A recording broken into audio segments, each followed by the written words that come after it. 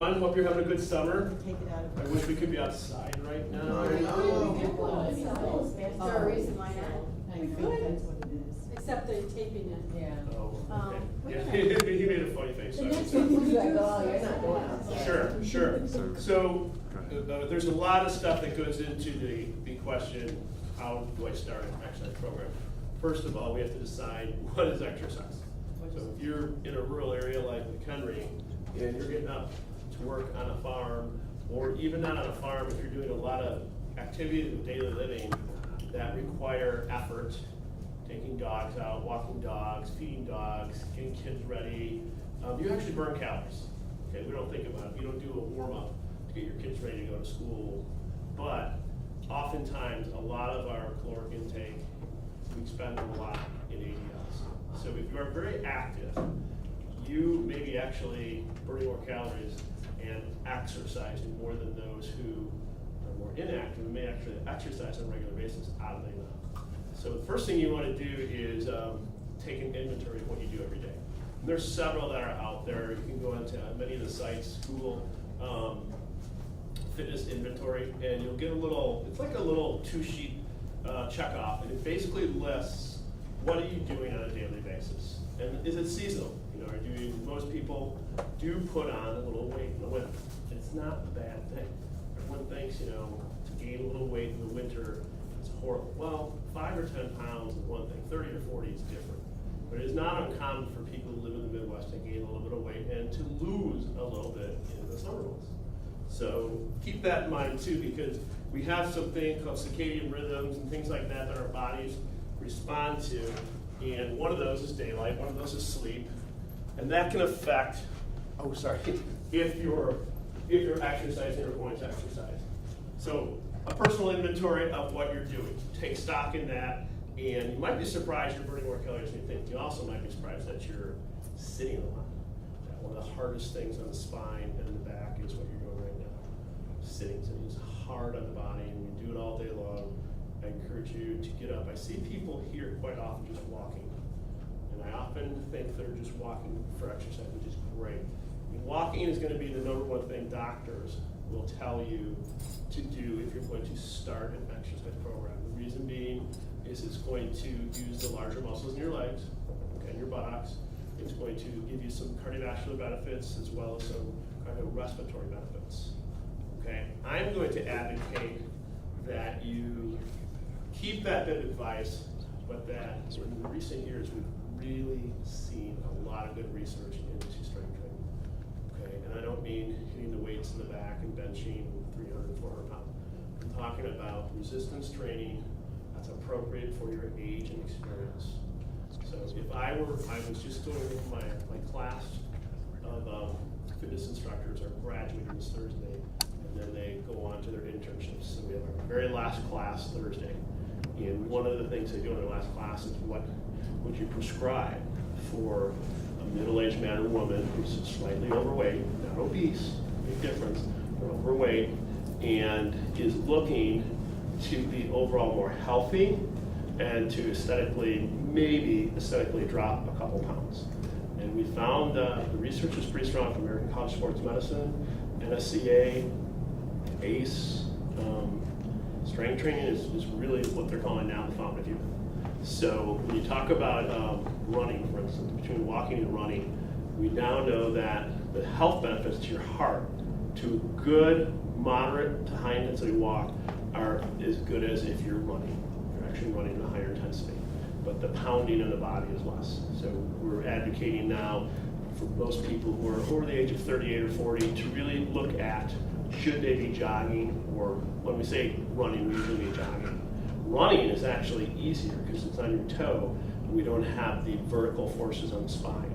So if you are, is anyone here an avid jogger?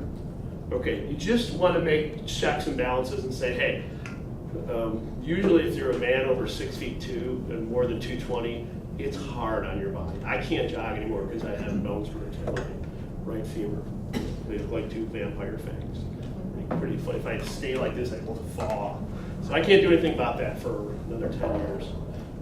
But I can't jog anymore. I can run. Today I have some practices I have to run later on for lacrosse, and I will actually sprint with the kids. but I can't jog. If I jog, the pounding just irritates the osteoarthritis. So if you're healthy, and you're at a body weight that's sensible, and you have prior experience in jogging, you're probably going to be okay to continue.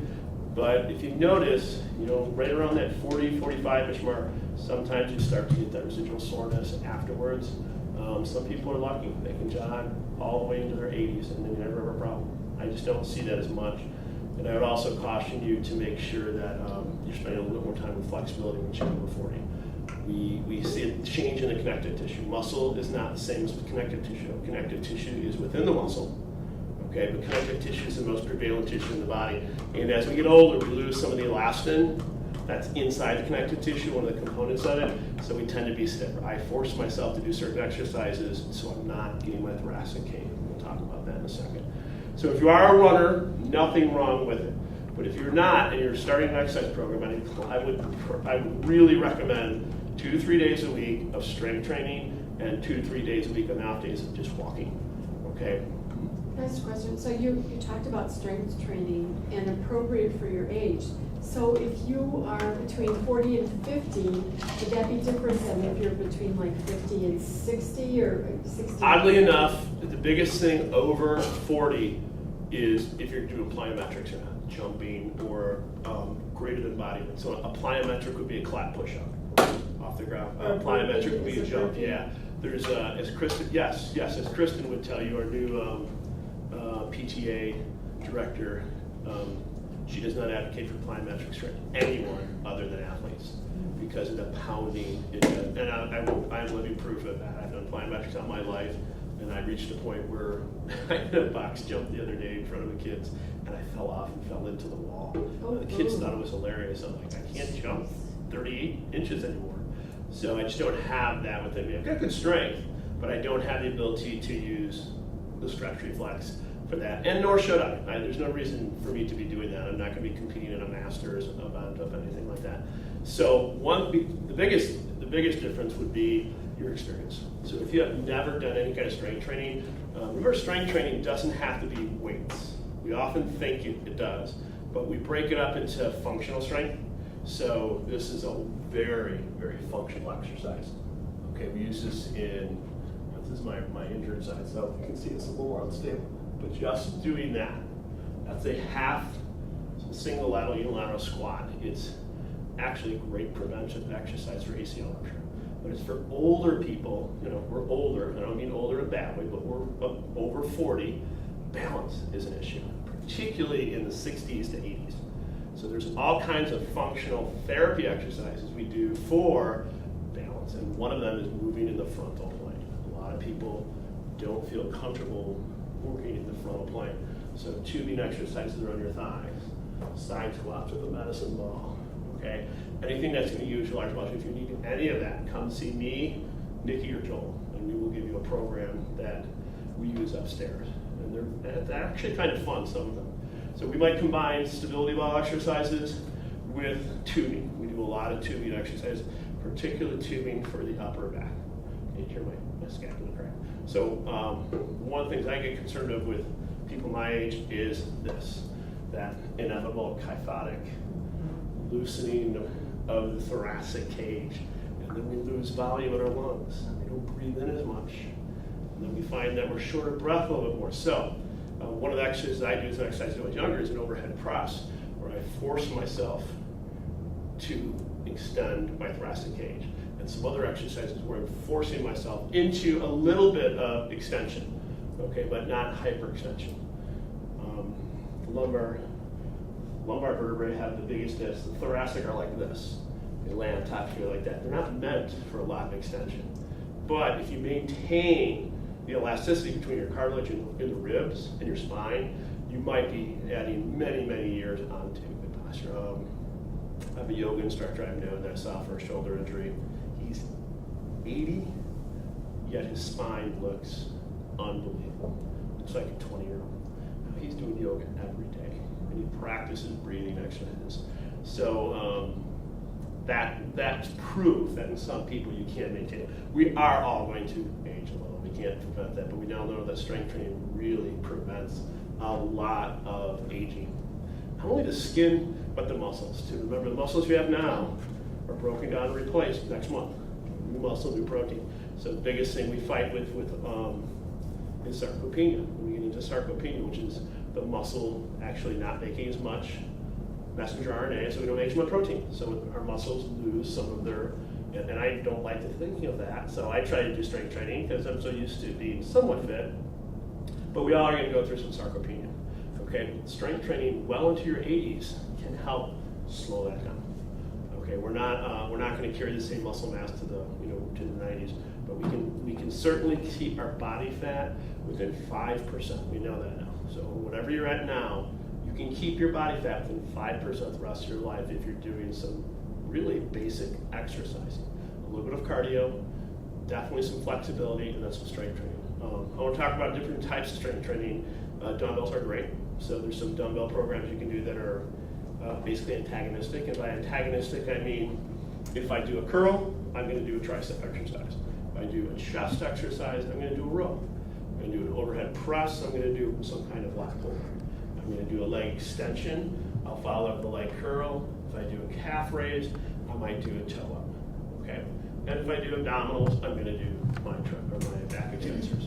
Okay. There's also compound exercises, which are great. So walking lunges with a Russian twist. Okay. Wonderful exercises because any kind of lunge where you return yourself like this, you cause like a shear, a little bit of a shearing force in the knee, which is not good. When we lunge this way, and we stay knee over toe, okay, we call these monster walks with a tap. That tap adds a little bit of instability, so it works co-contraction at the ankle and knee. Again, a functional exercise.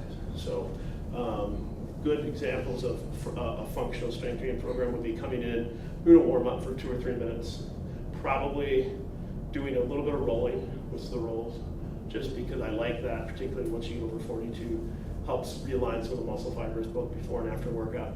And then we might do some dynamic stretching, a little bit of dynamic stretching. We call it a cephalocollar program, 2 or 3 of these each. And then 10 minutes into your workout, you're into your strength training. And I usually pick 8 exercises. 8 seems to be a good number. Most of your organizations recommend 8, between 6 and 9, somewhere around there. So we pick 8.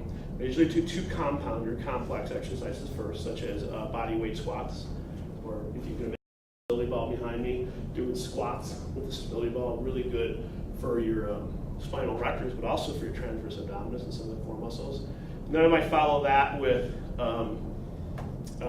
possibly dumbbell squats, or a goblet squat, or I'm doing squats here. Okay. Then I'll go into chest, row, overhead, lat pull down, leg extension, leg curl, done. Okay, and then you're out of there probably 20 minutes, 25 minutes. One set, 8 to 10 reps. Nautilus, if you guys remember Nautilus from the 70s, it was invented by a guy named Jones who lived down in Florida. He was an eccentric millionaire, Arthur Jones. He was a genius, and he invented the cam. And the cam is the device on the nautiloid machine. The nautiloid is a sea creature that looked like kind of like a squid with a coiled shell, and then it has the tentacles. So the Nautilus cam kind of looked like this, and then it had a circle here. And this is basically replicating a force curve. Okay, so when you go to lift in free weight exercises, when you go to lift a curl, you're weakest here in the first 20 degrees. You're strongest at 90, and then your second strongest or second weakest towards the end. And that's based on a curve. They've actually looked at muscles and what they have done is looked at joints and how muscles act joints. So we look at a single joint like that. Arthur said, I'm going to make machines so that when I start the curl, it's a little easier, so it's bigger. Then in the middle, I'm going to make it the hardest. And at the end, I'm going to make it a little bigger, but not quite as big to help. It's a genius idea. So people would go on and do these machines, and they felt full range of motion and full strength and excellent muscle fiber recruitment. So our machines in the fitness center are like that. The problem with Arthur Jones is he said do one set super slow, like 10 seconds each. Not really realistic to 80-year-olds. We don't do activities like that, and not sports. And he also wanted to get as many people in and out in 20 minutes as he could for money. So he called it a 20-minute workout. Well, who would want to do that? So it should be a little bit longer than that, but his idea is carried out by another guy named Elliot Darden, who was famous with the YMCA in the 80s, 90s. Together, they came up with really the first select rise machines. The ones we have up in the fitness center we've had for almost 20 years, and they're still just fine.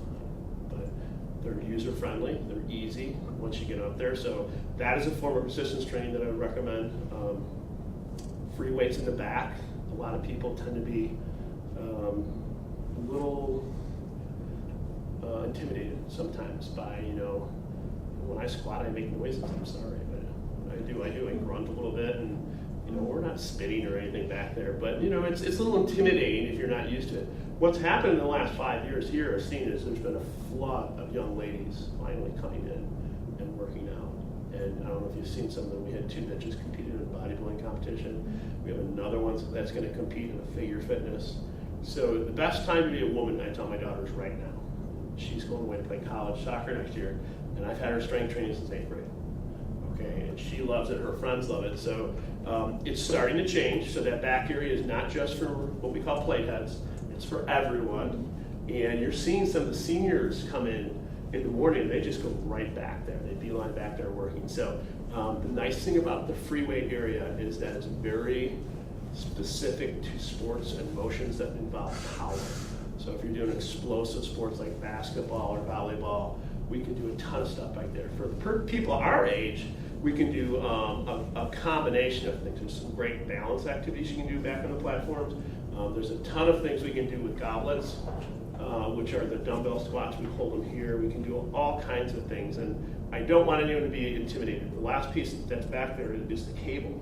Now, we bought that one cable, the gray one, primarily for Nizra because it accommodates a wheelchair. It is a wonderful, it's a newer device called, it came out called Ground Zero in 2000, and then we had 2001, we had 9/11. So they changed the name from Ground Zero, which was obviously a mismeaning, to Free Motion. What it is 2 cables that come through this cam, and they spin it away and rotate so that it's similar to this. Yeah. Even resistance throughout the whole thing. The nice thing about pulleys is you can simulate and do a ton of things that you can't do with free weights, particularly for certain things, such as if you have an injury in your shoulder or something like that, or weakness. So I encourage you, there's some really good stability exercises you can do on the pulley, and you can also do some assisted pull-ups, things like that. We don't have a dip or a pull-up machine. I wish we did. They're wonderful, and I use them a lot with people who are middle-aged now. Let's say I have a gentleman that weighs 220 pounds. We can put him on a dip assist or a pull-up assist at 240, and take a little bit of his body weight out, and we can really work on some spinal extensors. If someone is starting to have a thoracic cave that's starting to kind of cross like this. So I'd encourage you, if nothing else, as you get a little bit older, to work some kind of resistance or strength training. A plank, Pilates, those are all types of resistance training and strength training. They're wonderful. If you've done a power yoga class, okay, I'm not a good hot yoga person. I just don't like to stand there and sweat. Like, it's just too hot for me. But restorative yoga is so good for you. Probably 3/4 of all the exercises in therapy and PT and OT are based in yoga. It's crazy how far and how long it's been around. But if you've never done a restorative yoga class, try one. Okay, we have several places we can recommend. I know Akai and Crystal Lake, they often give you a free one. Well, we offer a restorative yoga once a month here, in the fall and winter. I honestly, I wish 2 things I could do. I wish I could make it mandatory that everyone take a self-defense class here and then a yoga class. That would be my 2 electives you have to take because I think they're that important to you in life. Self-defense for obvious reasons, but particularly young women. But the restorative yoga, if you've had chronic pain, if you have back pain, if you have a shoulder, many times just a couple of sessions of restorative yoga will help you, particularly if you have a good instructor who knows how to center you at the end and teaches you good breathing techniques. Okay, so I'm going to stop there with my babbling. I'm going to refer to this real quick. This is kind of cool. This gives you some ideas on how to burn. If you do like to walk, and I love to walk down that. I can't run, particularly with my dog. I like to go find places that are hilly and grassy. And I love Glacial Park, except my dog, the one dog, is, his name is Bear, that should be enough, Bear. but he is a big dog, a big white dog. He's part lab and he's part Great Pyrenees. And he's very protective, so every time we go somewhere, I'm battling him. It's getting better, but he barks at everything. He's friendly, but he barks. So that can be a little bit of a deterrence, but usually taking your dogs with can actually burn more calories. Now they can help you on the hills, but just controlling them and the postural muscles that are used to pull your shoulder back are great for dog walking if you're doing it correctly. If you only have one, usually I trained dogs when I was in high school, so I do a little bit of it. Usually train on the left side and you hold your lead here. But if you have two, you're in trouble. Now you're here, so you have to be careful and maybe starting with smaller dogs would be good. But a great thing to do, and there's so many good places: Moraine Hills, Glacial Park. This link that we have here is really good. I know there's some ticks by the soccer fields, so be careful. But I found one of my dog in February, so it's crazy. That one there. Yeah, it was so just do a tick check, but don't let it deter you. There's plenty of things, and I know she can recommend some things. Wear lighter pants. You can also use sprays and stuff, but don't let that deter you from enjoying something, because we now know also that forest bathing. Has anyone ever heard of this term? It's from Japan. The Japanese believe very, very strongly that when you're in the trees, their pheromones and some of the chemicals they release are really restorative. And they recommend that you go into the forest in many places throughout Japan, particularly the outer part of Japan, Tokyo, and you can do whatever you want. You can sleep, you can read, you can exercise if you want, but they have shown in some studies that LDL levels have gone down, pre-diabetes has gone down a little bit. I don't know how. I'm still looking into that, but the blood work on some of the individuals that have done this forest walking is very healthy. Blood pressure way down. And it doesn't matter what you do, you just need to be in the forest for about an hour. Isn't that interesting? One of my students did a PowerPoint. My son's there right now. He's teaching over there. He's coming back, and he's been there 2 years. He just went to Hiroshima, and he went to Nagasaki, and went to the outer islands where they live to 100 centurions, more centurions there, and they practice this. It's the ones that live on the coastal areas, they do it by ocean. The ones that live further in, they go into the forest. Oddly enough, Tokyo has one of the highest death rates of stress in the world because of the capitalization that has occurred and what's occurred inside the city, though. But on the outskirts, it's very different. It's a very, very interesting dichotomy. But forest bathing is something that I would recommend too. So most people, a couple things more on this hand up before I forget. Intervals. Okay, there's something called a type of jogging where you just kind of do what you want. You run hills. Okay, you skip, you jump around. You basically watch Friends. You can if you run the Friends episode where they go running together. And Phoebe runs like this in Central Park. It's hilarious. But proof in a point, stress reduction. She's got it right on the head, and they didn't mean to do that. But basically, there's a type of walking and running and jogging where you can just kind of do whatever you want. Okay, and you can run fast, you can run slow. You can stop and do some sit-ups. You can do whatever you want, and that's really kind of fun and keeps it from getting boring. A couple other things in this one handout towards the end. If you look, sorry about the blogs and stuff, they all came out. Oh, where did they go? 3. See, I kind of lost it after 5. Sorry about that. Sneak in body weight exercises. That's the one I wanted to go to. And adding weight. Backpacks work great for this. So I have a friend whose son was an Eagle Scout, and he's now graduating as an engineer, and she's like, we don't go anywhere anymore. Take this. It's this beautiful aluminum frame, and I'll put 50, 60 pounds in it, and I'll just walk, a fast loop around the neighborhood. It's exhausting, but it feels great, and it's a nice alternative to a weight room or something like that. Snowshoeing. Has anyone done snowshoeing around here?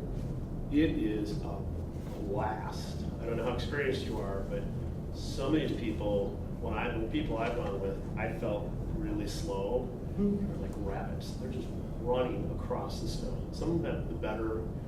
You can start out with a package that's at like $60, $70, and they're okay. Or you can spend about $200 or $300 and you get some of the other ones. And the nicer ones don't go in as far, but you also have a technique to it. It is really fun. I don't know, where do you go? Anywhere, that's my, you can go anywhere. You don't stay on the trails, you just go. I know, you have to get away from this. I met someone the other day. I was doing an ergoway val at a company, and she had a winter, she had a place in Jackson Hole, near Jackson Hole. It was a winter cabin where they have hot springs. Everyone else has Bahamas, Hawaii. She's got, this is where I want to live here. And she's a snowshoer and a snowboarder. And she's doing much more snowshoeing now that she's in her 40s and a little older, but she's able to retire there. And there's a lot to do around here. We have farm fields everywhere.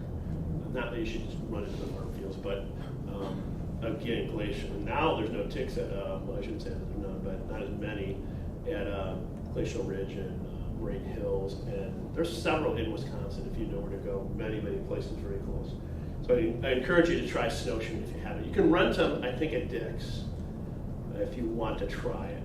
But another thing to do, particularly in the winter when we tend to do less outside, we know how healthy it is to get that sunlight, and many of us just don't. All right, the other hand up has a couple things from former couch potatoes. One of the things I would encourage you is number 3, get enough sleep. Number 5, find a workout you love, which can often be hard. And then number 6, try to do some form of exercise for 30 minutes or 3 miles every day. Want to touch on that because if you're into cardiovascular, that 3 miles can come any way you want. I had a pedometer on a couple months ago and I was up to, it was ridiculous, it was like 11 miles in one day. And I know that some of you probably have done this. Anyone mark themselves here and figure it out? Fitbit will do it. Yeah, some of my students were at 9-10 miles a day, just walking around the college because they're that fit. So that's a really good thing. So you can use that as that 3 miles. But saying if you do go out that number where it says the 3 miles,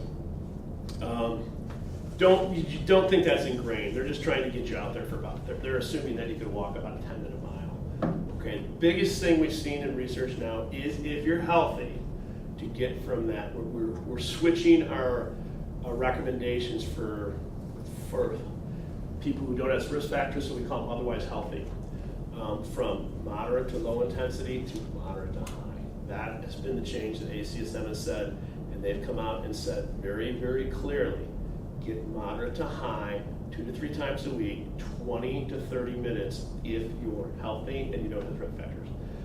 And they're basing this some on the HIIT training. HIIT training is high interval intensity, and it's hard on the body if you're doing a lot of jumping. So if you go to a CrossFit class and you're doing table jumps, okay, don't do it. You can jump up but walk down, okay? But as we get into our 40s, there's a lot of things in CrossFit that are great, but not for people over 40. You don't need to be doing drop push-ups, springing yourself back up. You don't need to be doing table jumps to burn calories. Burpees are a little different because you go down and gravity assists you and you're half your body weight. So a lot of people, mountain climbers and burpees, where the mountain climbers where you bring your knee up in a push-up position, those are okay for most people, but you have to work up to it. But if you're leaving the ground or you're doing a lot of ballistic things in a CrossFit class or a high intensity class, high intensity interval class, just be careful and ease into it. And then don't go 4 days a week. Go 2 days a week and have a moderate day. What you could do easily is on a walk, increase the resistance, where bring hand weights. I like the back weights better because they're a little bit easier and you can go up with more weight. Go on hills, walk hills. Veterans Acres has great hills. You could do a nice 1 mile and come over and walk up the hill, around, don't run down the hill. Walk up, walk around, walk up, walk around. It's a great form of exercise. All right, so that's kind of what the years. I'm going to give you a little acronym we use, and if you are going to start a program, it's called SMART. And what SMART stands for is really some common sense. Okay. So this is what your goals are going to be. So S, what do you think S would be? If I'm going to start an exercise program, what should it be? Slow. Slow or specific, either one. But slow is good. I'll put that down because I actually like that, slow. It's specific to what you're trying to do. What is it you want to do? And most people usually will say, I just want to be healthier. That's the good answer. Bad answer is what I usually get when someone says, I've got a high school reunion in July and I want to lose 35 pounds. When was the last time you weighed that? Well, it was high school. Let's take another 30 years to get you down. Yes. Yeah, right. Instead, we try to focus not even on weight. According to, you guys know what BMI is? Yeah. It's a way of, I've been obese my entire adult life because I'm 6'2".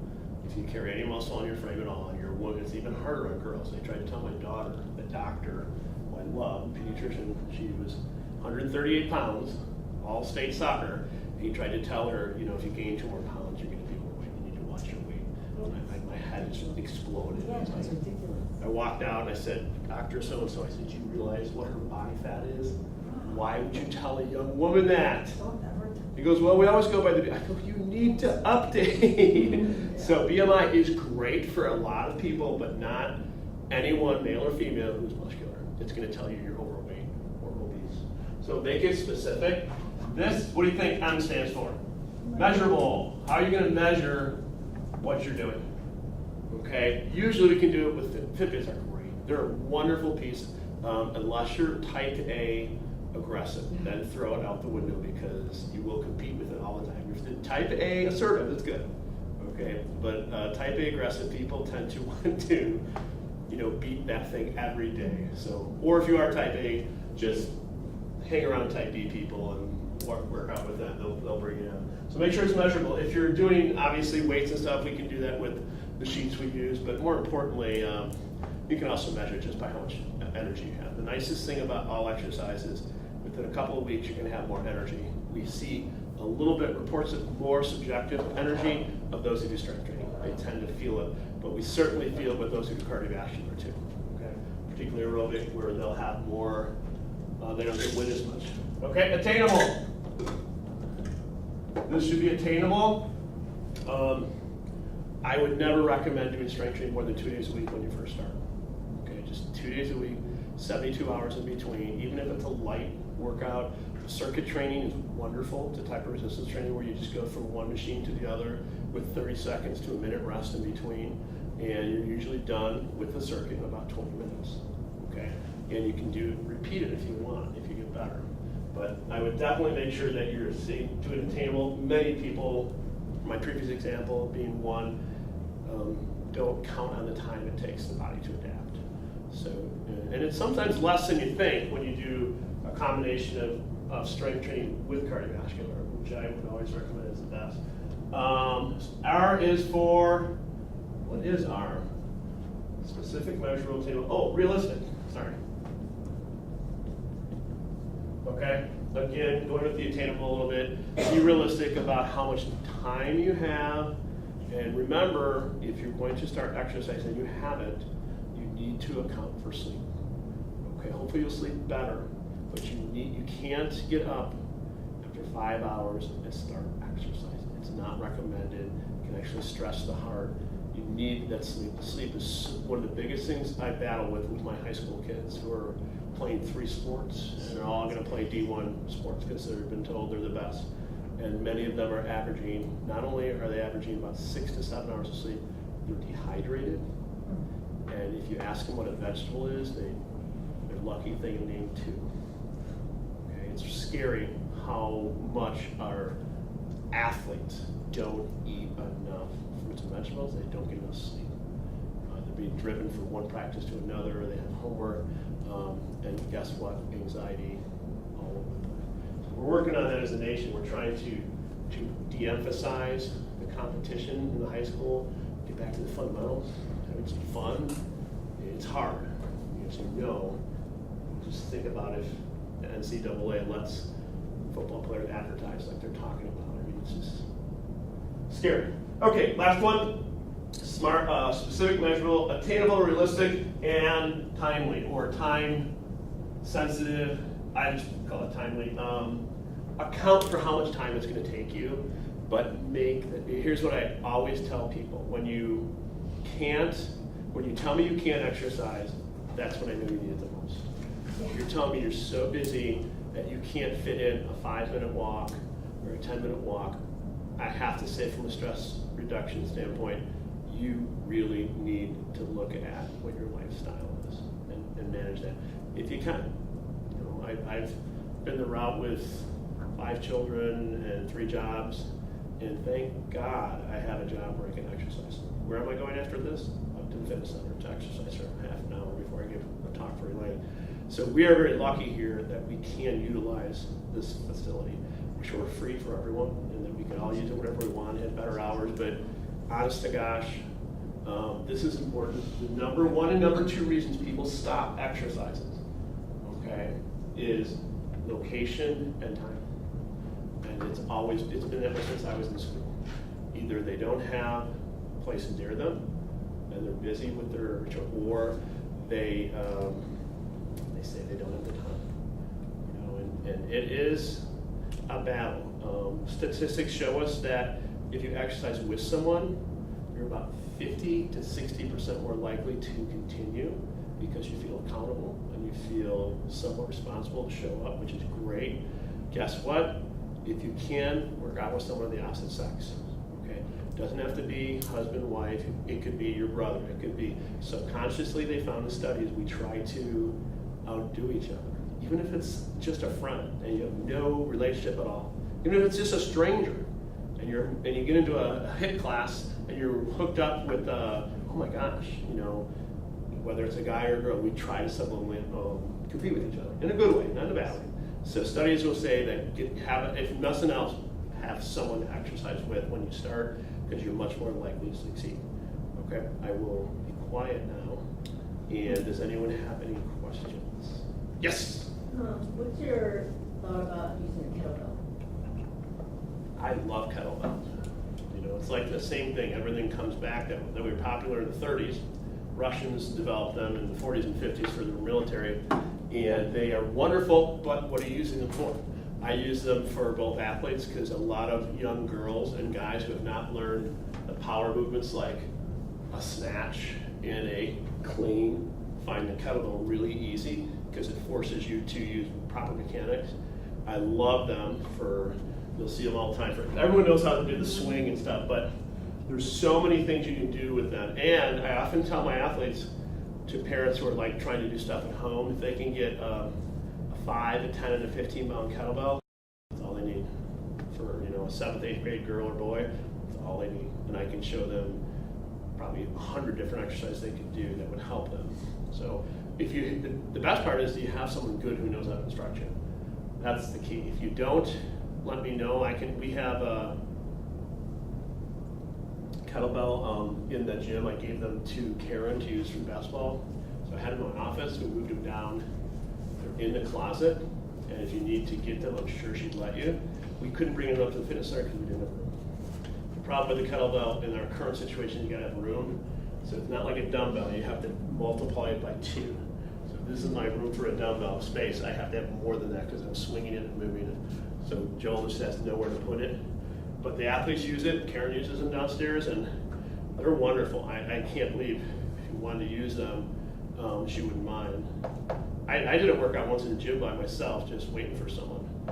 But I don't know if I have clearance to do that. I just did it. It was waiting for karate to start. So they're down there, but at home. And you know what's nice about kettlebells? You can buy the adjustable ones now. They're not that bad. Meyer, of all places, has one, and it's a 30 or 25 pound kettlebell that you just dial, and then you pull it up, and the ring stays in. So it's like it's similar to the dumbbell blocks, where you have 2 blocks. You turn the lever, and it goes from 5 to 25 pounds. Same thing. They have a kettlebell like that now too. So they're not that expensive. The best place to get them is online. Sometimes you'll see them on clearance. I found some really good stuff at 2 places, Ross and TJ Maxx. I got one at TJ The Maxx. end of the TJ Maxx aisle, I bought 3 speed ladders and some parachutes. I'm like, I don't even know what. I asked them, where do you get these things? And they're like half the price is normal. I got a TRX for $39 Wow. at a TJ Maxx. I'm sorry, it was at, TJ Maxx. They're usually $160.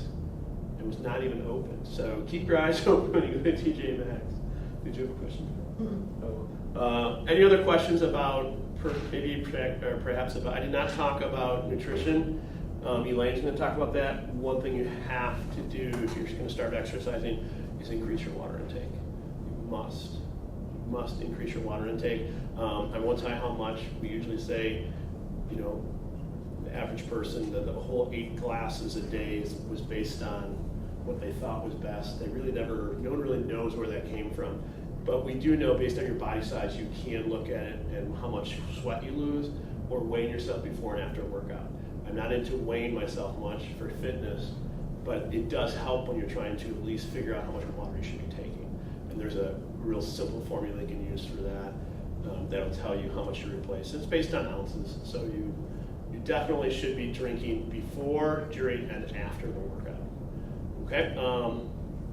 These are fine. People give them a hard time.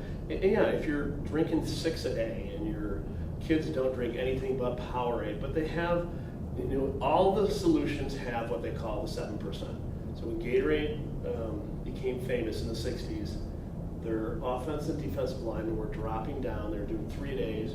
Some were having heat stroke, heat exhaustion. So they figured out that they were dehydrated. So they came up, Gatorade comes from the name Gators, the Florida Gators. So what the scientists did down there is they made 7%. So anytime you buy anything with Gatorade, it's 7%. It was Powerade, so by when the patent came up for it after 10 years, they have to make it at like 6.9 or 7.1. So why 7%? It's 7% glucose. In every solution of Gatorade you buy, it's 7% glucose. And that is because it empties from the stomach as fast as water. So when you're working out, you're losing electrolytes and things like that, which, by the way, water has electrolytes, just not as many, okay? And it gets out of the stomach into the muscles as quickly as water. Now, who really needs it? Okay, if you're doing a heavier exercise, I'm doing a heavy program today, otherwise I wouldn't take it. We now know that if you're in a pretty high intensity exercise for more than 15 minutes, you probably should have some about every 20 minutes. How much depends on what intensity you're doing. They're looking into research for kids now because they find out that kids, particularly like at the U5, U9, that age, where they don't have mature sweat glands, they can overheat very easily. But now we're finding, like in soccer, that they're actually recommending some kind of Gatorade kind of drink after about 15 minutes if they're playing nonstop. Okay, it used to be just water, maybe water down some of the Gatorade. Now we've seen some stuff from Nancy Clark saying that, youth might need some glucose drinks, but depending on the intensity. Most will still tell you at the younger ages, just give them water. And it's still good, but if they're doing it here's what's happening, these kids are going to camps. They have a little kickers camp over by McHenry. They start at 9, they finish at 2. Okay, and if you're just giving them water all day, that is not going to be enough for them. They need to have some glucose if they're having a snack or something. Okay, so I like these, but this is just because you don't need this for a moderate or low intensity workout. But I guess it all depends on your dietary intake, and Elaine will talk about that. Okay, I'm going to be quiet. Does anyone have questions? I did forget one thing, footwear. When you start a exercise program, it's really, really important. This is my training shoe because I'm on turf a lot. So this is made for multi-directional. So when I'm showing different things to the sagittal frontal plane, this gives me some really good support in my arch. It's also got a wedge, but it's not made for jogging. If you have a jogger, that might be a jogger, might be a walker. See how thick her heel is? That's because you're going to have heel strike if you're jogging. If you're sprinting, you'll have a shoe more like this, or like the Nike ones that are out, the Nike light ones, because you're more on the toe, more on the ball of the foot. If you're walking a lot, please invest in a good pair of walking shoes, okay? There's things that are happening at the 3 joints, the ankle, the knee, and the hip.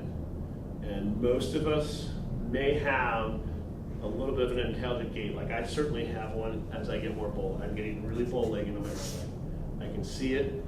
Every time I go see the doctor, he's like, well, that looks good. So soon I'll look like my grandfather, I'm sure, until I get my knee replacement, which I don't want to get for 10 years. But I really have to look into shoes. I have a wide foot, a big foot, so I have to make sure that I'm heel striking and then pushing where the point where I may need to get orthotics. But if you haven't done a lot of walking and you go out with a pair of shoes that you've had for a while, you could be setting yourself up for an injury. Okay. The place in Crystal Lake is wonderful. Has anyone been there?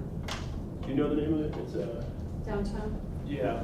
Runner Depot. Yeah, Runners Depot. They also do classes. They have classes for beginning walking, beginning jogging, and they meet and they do a foot analysis for you, gait analysis. And I think you're probably going to pay about $100, $120 first time. I almost get all my shoes online or Kohl's. I love Kohl's shoes, particularly 30% off.